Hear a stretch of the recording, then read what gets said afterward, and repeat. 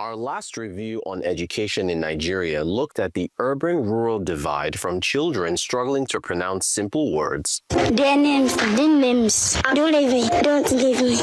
Don't leave me. Don't leave me.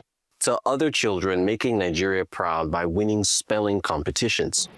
We also looked at Nigeria's education fund with its highest allocation so far of 3.52 trillion naira and the launch of the Nelfund, which, as of April 2025, the government said had disbursed 54 billion naira in education loans to 290,000 students.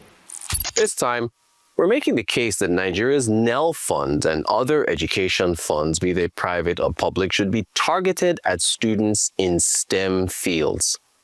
STEM is an acronym for science, technology, engineering, and mathematics.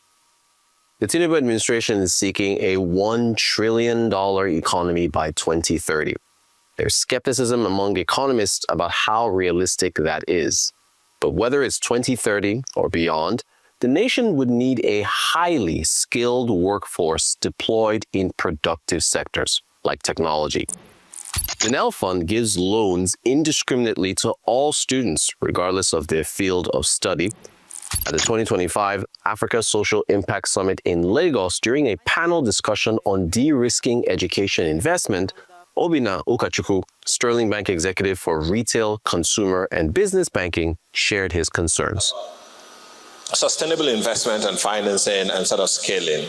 I will start with, we've got a student loan scheme in the country today, right? Will it work? Will it work? We hope so.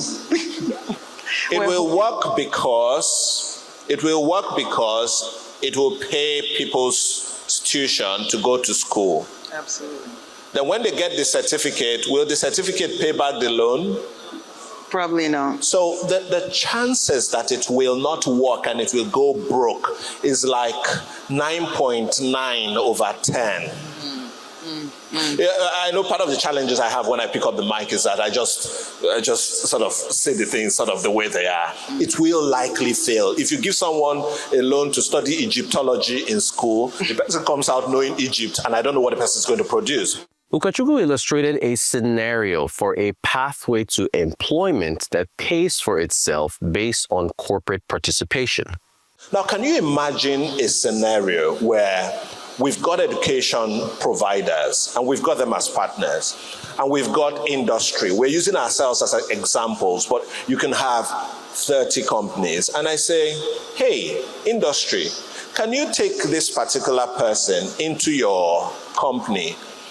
Expose him. I'll train some of your managers to become adjunct professors so that they can supervise whilst they are working and it will count into their school credits. And I say, they'll stay with you for 4 years whilst they're studying. If you don't like them when they graduate, return them back to my pool, no problem. But if you like them when they graduate, you probably pay 10% of their salaries for the next 5 years into my pool. If I've got these students that are studying on my scholarship scheme and Seplat says, hey, send me 30 of them. Wando says, send me 20 of them. And I said, don't worry, I'm paying them, I'm paying their school fees. If you're magnanimous enough, you can pay them a stipend for working. After 4 years, when they graduate, if you don't want to hire them, send them back to me. But do you know the thing? I can almost guarantee, as surely as night follows day, in 4 years' time, you prefer to have them than a new graduate from whatever university in the country.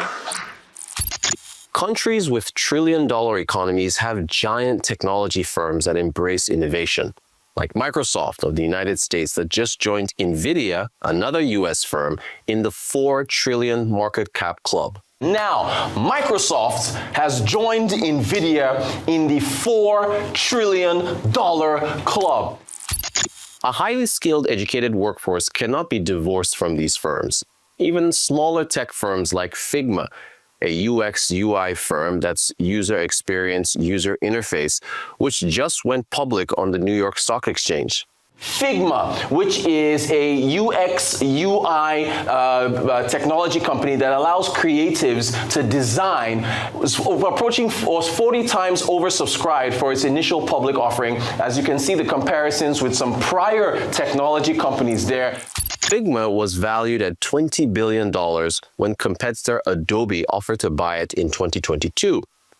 Fast forward to its IPO, its initial public offering in 2025, the initial price of $33 valued the company at $19.5 billion.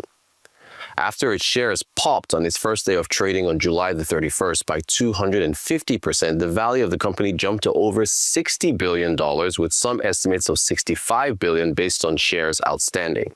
Co-founders Dylan Field and Evan Wallace founded Figma in 2012 after meeting at Brown University as computer science majors. Again, STEM. Dylan Field got a $100,000 grant from the Thiel Fellowship, a targeted fellowship created by billionaire Peter Thiel, which requires that the recipient of the grant drop out of school to focus on their startup, which the grant is funding. Dylan Field dropped out while Evan Wallace finished his computer science degree at Brown University. Another STEM example is Aaron Tan, founder of Sincere AI in the United States. He's a PhD in robotics from the University of Toronto and is currently conducting his postdoctoral research at the University of Stanford's ARM Lab, which is Assistive Robotics and Manipulation Laboratory. Sincere AI has introduced Loom, a robotic lamp designed to fit naturally into the home and help with chores like folding clothes. In Nigeria in 2023, the country celebrated secondary school girls of the Federal Government Girls College Shagamu, Ogun State, who built an AI robot called Okikiola Shagamu, also known as Kiki Shagi. Considering where the world is going in the direction of artificial intelligence and robotics, initiatives like the Nelfund and others should probably be aimed and targeted at gifted students like those of FGGC Shagamu and others around the country. Rotus Oddiri, Arise News.